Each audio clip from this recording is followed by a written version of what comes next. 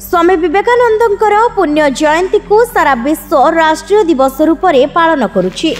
सेभଳି भावरे पुरी जिला पिपिली रे संगठित हिंदू परिवार तरफ पिपिली ब्लॉक निकटस्थ श्रीराम मंडप राष्ट्रीय युव दिवस बहु आडंबर रे अनुष्ठित होई जाइछि। ए सभारे पिपिली अंचलर 200 रु ऊर्ध्व युवक माने जोग देई स्वामी विवेकानंदंकर आत्मजीवनी शुणिथिले एवं हिंदू संगठन को शांतिपूर्ण भावरे बजाय रखिबाकू युवक माने संकल्प नेथिले।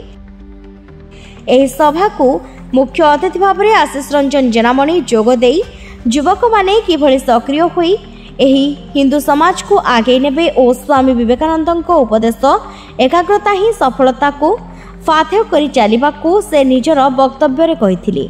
मुख्य वक्ता और समस्त हिंदू संगठित परिवार सदस्य माने जोग देथिले।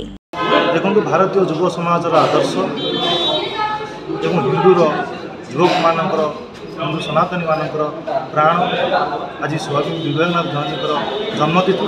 ये जन्मतिथि को आम युव दिवस पालन कर जातीय युव दिवस को आज पालन हो शताधिक युवक पिपिली अंचल ये कार्यक्रम योगदान देते एवं आमर मुख्य अतिथि ये पिपिली अंचल आईटी सेक्टर निज ना रखिंट ना कर आशीष भाई आज उपस्थित थे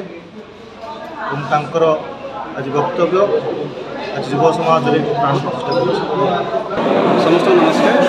आज राष्ट्रीय युव दिवस पालन कर संगठित हिंदू परिवार तरफ एक बहुत उन्नति करने आमको समस्त प्रेरणा दूसरी कहीं जी आज युव समाज एकाठी हे समस्त एकाठी हो पार समस्त सब कम कर सब कार्य एका सागर कर आज युव समाज आमर मुख्य कहले अत्युक्ति हे ना कहीं युव समाज एकाठी हे युव समाज हिंदू धर्म पर किसी करें आईटा ही आम समस्त काम।